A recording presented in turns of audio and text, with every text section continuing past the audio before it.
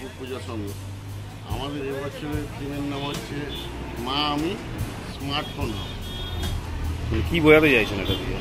এটাই বোঝাতে চাইছি যে আমাদের নিশ্চিত আধুনিক যুগে মোবাইল ল্যাপটপ তো প্রয়োজন অবশ্যই আছে। ভালো কাজটা ছেড়ে বাচ্চারা মোবাইলের যে ভালো কাজ সেই কাজে না মাথা দিয়ে বিভিন্ন অকর্ম জিনিস দেখছে, বাজে জিনিস দেখছে, যাতে ওদের পড়াশোনা থেকে মোটিভটা ঘুরে যায়। বিভিন্ন রকম গেম।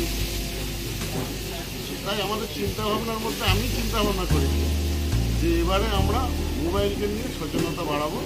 নিশ্চয়ই মোবাইলের ভালো কাজ আছে, কিন্তু যে বাচ্চারা পড়াশোনা থেকে দূরে চলে যাচ্ছে, খেলা থেকে দূরে চলে যাচ্ছে, বাপ মার কাছ থেকে দূরে চলে যাচ্ছে, এই ধরনের জিনিসগুলো তুলে ধরবো। যেমন বাইক চালাতে চালাতে যাতে না মোবাইল ব্যবহার করে, গাড়ি চালাতে চালাতে না মোবাইল ব্যবহার করে, রাস্তা পার হতে হতে না মোবাইল ব্যবহার করে, ট্রেন লাইনটা দেখে সতর্ক পার হওয়া উচিত যাতে না কানে মোবাইল থাকে।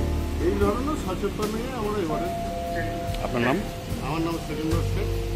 পুজো কমিটির মেন উদ্যোক্তা এবং এই ভাবনাটা আমার নিজেরই। আজকে মহালয়া, সেই জায়গা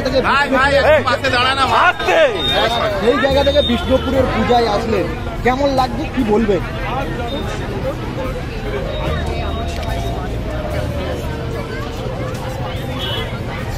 সেখানে যাতে কারো শৈশব না হারিয়ে যায় সেই বার্তা দিচ্ছে।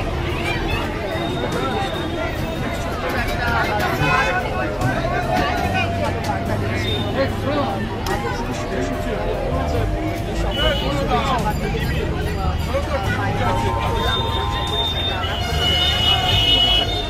মার কাছে কি প্রার্থনা করলেন?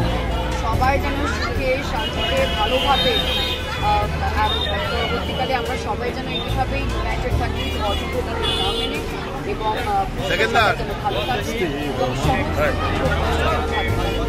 Thank you.